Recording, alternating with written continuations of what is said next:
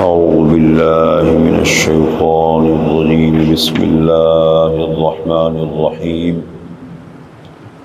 فإن طلقها فلا تحل له من بعد حتى تنكح زوجا غيره فإن طلقها فلا جناح عليهما أن يتراجعا إن ظنا أن يقيما حدود الله وتلك حدود الله يبينها لقوم يعلمون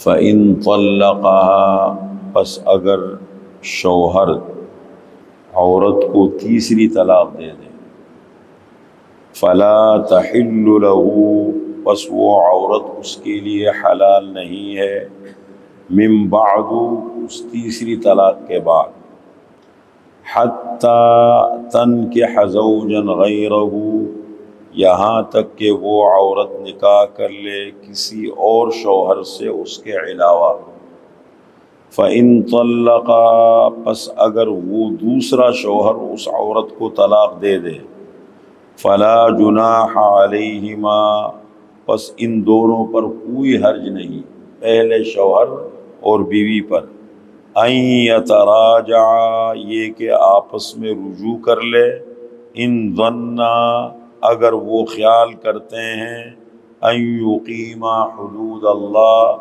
یہ کہ وہ دونوں اللہ کی حدوں کو قائم رکھ سکیں گے وتلک حدود اللہ اور یہ اللہ تعالیٰ کی حدیں ہیں یبینها اللہ تعالیٰ ان حدوں کو بیان کرتے ہیں لقوم ایسی قوم کے لیے یعلمون جو سمجھ رکھتی ہے جو جانتی ہے۔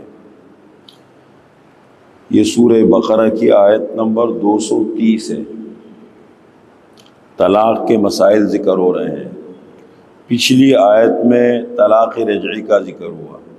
طلاق رجعی کس کو کہتے ہیں کہ جس میں آپ رجوع کر سکیں، ایک طلاق دے دی یا دو طلاقیں دے دی تو ایک طلاق کے بعد عدت کے اندر رجوع کرنا چاہے کر سکتا ہے، دو طلاقیں دی ہے عدت کے اندر رجوع کرنا چاہے کر سکتا ہے، اور اگر عدت گزر جاتی ہے پرانا نکاح ختم ہو جائے گا لیکن کوئی مسئلہ نہیں پھر سے نکاح کر سکتا ہے، جیسے اگلی آیت میں واقعہ آ رہے صحابہ کا۔ یہ بھی آپ کو ہے اختیار کہ عدت گزرنے کے بعد بغیر حلالے کے پھر بھی نکاح کر سکتے ہیں۔ طلاق رجعی سے طلاق بائن پڑتی ہے، جیسے خلع سے طلاق بائن پڑتی ہے، اور طلاق بائن کا مطلب یہ ہے کہ عدت گزر جاتی ہے پرانا نکاح ختم ہو جاتا ہے تو پھر سے نکاح کر سکتے ہیں، کوئی مسئلہ نہیں ہے۔ لیکن یہ تیسری طلاق کا ذکر ہے کہ اگر تیسری طلاق دے دی تو تیسری طلاق کے بعد پھر بغیر حلالے کے ان کا آپس میں تعلق رکھنا بالکل حرام ہے، حلال ہے۔ اور حلالہ کیا ہے؟ دیکھیں یہ در حقیقت عورت کو تحفظ ہے، یہ عورت کو تحفظ دیا اسلام نے۔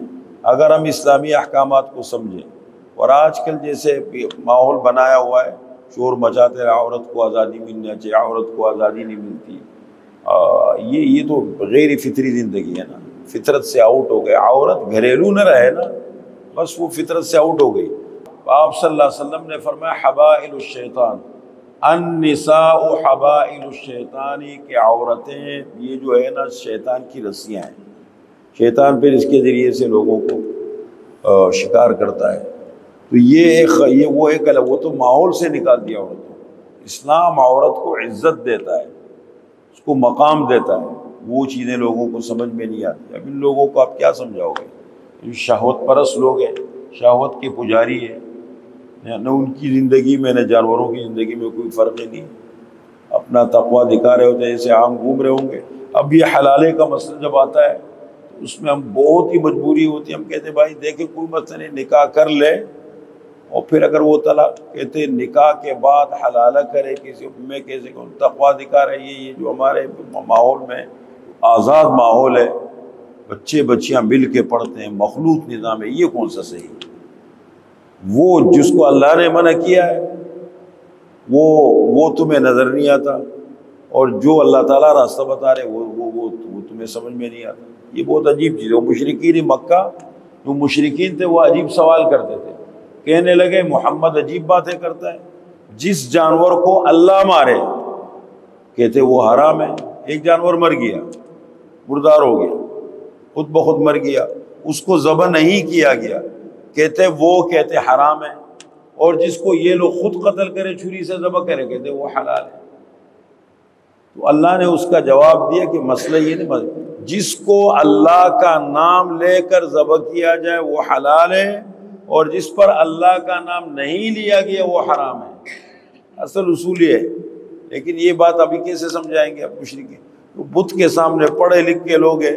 اب ایک ہندو ہے, پڑھا لکھا ہے, وہ تعلیم یافتہ, بت کے سامنے پڑھو, اب اس کو کیا سمجھاؤ گے کہ توحید کیا ہے, اللہ کون ہے, یہ تم کیا کر رہے ہو؟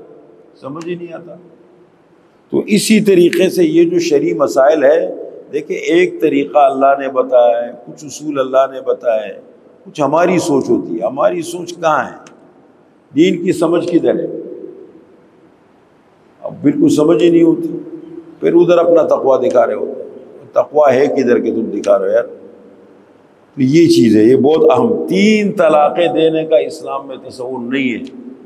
3 طلاق مت دو, 2 ہی مت. اس لفظ کو مت استعمال کرو. چاہے الگ الگ کر کے 3 طلاقیں دی جائیں, ایک مجلس میں دی جائے, الگ الگ کر کے دی جائے, فرمایا 3 طلاقیں مت دو. بس ایک طلاق دے دو, عدت گزر جائے گی, آپ نے گھر نہیں بنانا ہے, ختم, عورت چلی جائے گی, وہ بھی آزاد, آپ بھی آزاد. زیادہ سے زیادہ دینے 2 طلاقیں دے دی, بات ختم. کل دیکھیں بالفرض کوئی شکل بن گئی, مجبوری آ گئی, تو آپ کے پاس راستہ ہے, اور میں 3 مت دو. لیکن 3 اگر دینی بھی ہے, شریعت نے, آپ صلی اللہ علیہ وسلم نے فرمایا کہ اگر 3 طلاقیں کسی نے دینی ہے تو اس کا طریقہ سمجھا کہ ہر طہر میں 1 طلاق دے دے. جب عورت پاک ہو, ماہواری کے دن نہ ہو, حالت طہر میں 1 طلاق دے دو, پھر اگلے طہر میں 1 طلاق دے دو, عدت کے اندر پھر اگلے طہر میں 1 طلاق دے دو, پھر اگلے طہر میں 1 طلاق دے دو. اس کا مطلب یہ اتنا صبر تحمل کے ساتھ کام ہو رہے, امید نہیں ہے اس مسئلے کو جڑنے. یہ وہ تب دینی ہے 3 طلاق. اب ہمارے ہاں مذاق بنا. دیکھیں اگلی آیتیں آ رہی ہیں, فرمایا اللہ کی آیتوں کو مذاق مسخرہ مت بنو. وہ عجیب عجیب. وہ حضرت مولانا یوسف لدھیانوی صاحب رحمۃ اللہ علیہ ہمارے استاد تھے رحمۃ اللہ علیہ. ان کو کسی نے, وہ جنگ اخبار میں لکھا کرتے تھے اس زمانے میں, کسی نے ایک مسئلہ لکھا, حضرت ہم نے ایک طوطا اور ایک طوطی پالا ہے. ایک طوطا اور ایک طوطی ہم نے پالے ہیں, تو وہ طوطا کبھی طوطی کو کہتا ہے طلاق طلاق طلاق, تو طلاق ہو جاتی ہے یا نہیں؟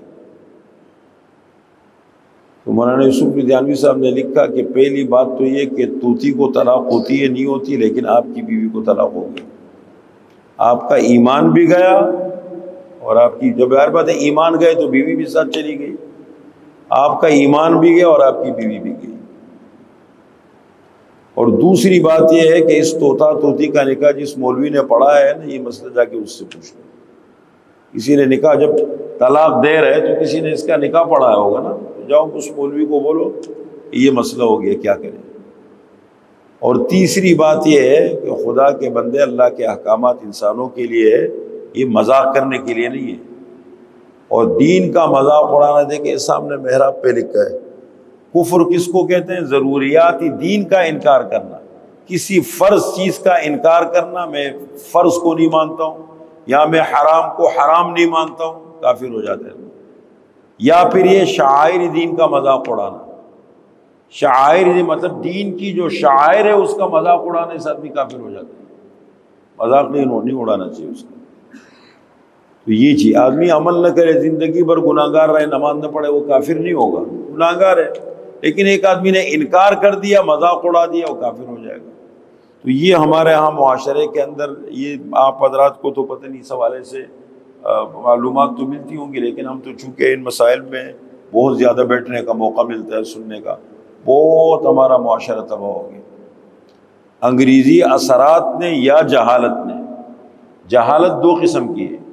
ایک جہالت وہ ہے جو بالکل ہی ان پڑھ طبقہ ہے, جاہل, نہ دین کی سمجھ ہے نہ دنیا کی سمجھ ہے, نہ دین دنیا کی طرح. اور ایک پڑھا لکھا جاہل۔ پڑھا لکھا جاہل کون ہے؟ اس کے بارے میں اکبر الہ آبادی کہتے ہیں انہوں نے دین کب سیکھا ہے؟ رہ کے شیخ کے گھر میں، پلے کالج کے چکر میں، مرے صاحب کے دفتر میں، ہوئے اس قدر مہذب کبھی گھر کا منہ نہ دیکھا، کٹی عمر ہوٹلوں میں، مرے اسپتال جا کر، کیا کہیں احباب کیا کاریں نمایاں کر گئے، بی اے کیا نوکر ہوئے پینشن ملی اور مر گئے۔ یہ بالکل میں کہتا ہوں یہ جو ہمارا ماحول ہے نا، جو دینی ماحول میں نہیں بیٹھتے علماء کی مجلس میں، علماء کی صحبت بہت اہم ہے۔ ایسے علماء جو شرعی مسائل کا حل جانتے ہو، آپ کو دینداری مل جائے گی، تسبیح بھی ہاتھ میں ہوگی، نماز بھی، لیکن دین کی سمجھ میں مسلمان بہت پیچھے چلے گئے۔ شرعی مسائل ہے، حلال حرام، معاملات ہمارے کیسے ہونے چاہیے، معاشرت کیا ہے، وعدہ کس کو کہتے ہیں، پھر یہ گھریلو مسائل ہے۔ اس حوالے سے اس طرح کی مجلسوں میں بیٹھنے سے اصل علم ملتا ہے، علماء کی مجلسوں میں بیٹھنے سے آپ کو دین کی سمجھ ملے گی۔ تو یہ تیسری طلاق کا ذکر ہے، فرمایا تیسری طلاق کے اندر لازم ہے کہ یہ عورت کو تیسری طلاق ہو گئی، وہ جا کے کہیں اور نکاح کرے، نکاح کرنے کے بعد شوہر میاں بیوی میں حقوقی زوجیت ہو جائے، یہ بھی لازم ہے۔ میاں بیوی کا جو رشتہ ہے، تعلق، وہ باقاعدہ حقوقی زوجیت ادا ہو جائے، ہم بستری ہو جائے، پھر اس کے بعد وہ اپنی خوشی سے یا جو بھی طریقہ ہے وہ اس کو طلاق دے دے، پھر عدت گزارنے کے بعد اس پرانے شوہر کے پاس آ سکتی ہے۔ اس کی وجہ کیا ہے؟ عورت کو تحفظ ہے۔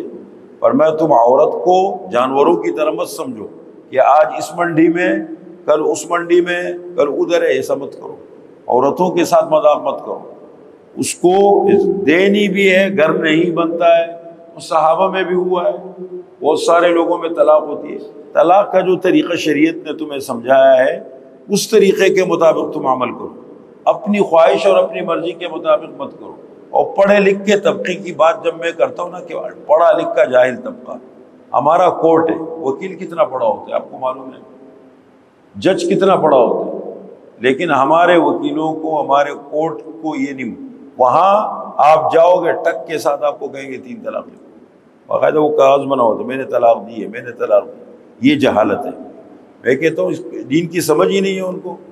شرعی مسائل تو علماء بتائیں گے نا، یہ تو علماء سے پتہ لگے گا۔ وہ 3 طلاقیں لکھوا دیتے ہیں۔ اب 3 طلاق ہونے کے بعد مسئلہ کیا ہوتا ہے؟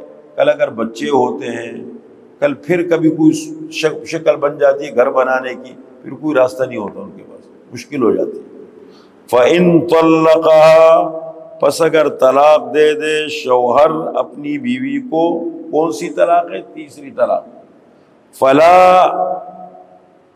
تَحِلُّ لَهُ، پس حلال نہیں ہے وہ عورت اس شوہر کے لیے، من بعد، اس تیسری طلاق کے بعد اب حلال نہیں ہے، حتیٰ، اب عدت گزارے گی۔ حتیٰ تنکحہ کا مطلب یہ نہیں ہے جب پہلے شوہر نے طلاق دے دی، 3 طلاقیں ہو گئی، 3 طلاقوں کے بعد یہ عدت گزارے گی، 3 ماہواری ہے، 3 مہینے ہے، جو بھی ہے۔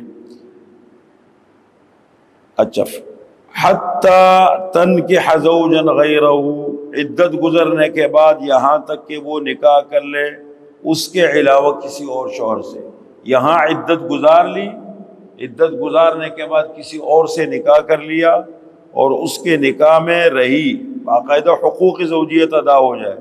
فَإِن طَلَّقَهَا، پس اگر طلاق دے دے وہ دوسرا شوہر، اس سے نکاح کیا ہے، اگر وہ طلاق دے دے اس عورت کو اور پھر وہاں عدت گزار لے، اس لیے کہ طلاق کے لیے عدت کا گزارنا ہر حال میں ضروری ہے، چاہے وہ خلع کی شکل میں ہو، چاہے وہ طلاق کی شکل میں ہو، عدت ہر حال میں گزارنی ہے۔ فرمایا فَلَا جُنَاحَ عَلَيْهِمَا، پس ان دونوں پر کوئی گناہ نہیں، پہلا شوہر جو ہے اور بیوی، اب ان پر کوئی گناہ نہیں، أَن يَتَرَاجَعَا، یہ کہ وہ آپس میں رجوع کر لے، پھر سے نیا نکاح کر لے، لیکن کب؟ پہلے سوچے، ان ظنّا ان یقیما حدود اللہ، اگر وہ خیال کرتے ہیں یہ کہ اللہ کے حدود کو قائم رکھ سکیں گے، آئندہ ہم بہتر زندگی گزاریں گے، گڑبڑ نہیں کریں گے، آپس میں وہی پرانے معاملات نہیں ہوں گے، گھر بہتر طریقے سے چلے گا، غلطی ہو گئی ہم نے اس سے سبق لے لیا ہے، تو کہتے ہیں اگر وہ یہ خیال رکھتے ہیں کہ اللہ کے حدود کو قائم کر سکیں گے تو وہ نکاح کر لے۔ وَتِلْكَ حُدُودُ اللَّهِ، اور یہ اللہ کی حدیں ہیں جو اللہ بیان کرتے ہیں۔ یہ طلاق رجعی ہے، یہ خلع ہے، یہ ایلا کا مسئلہ ہے، یہ عدت کا مسئلہ ہے، یہ سارے مسئلے بیان ہو گئے۔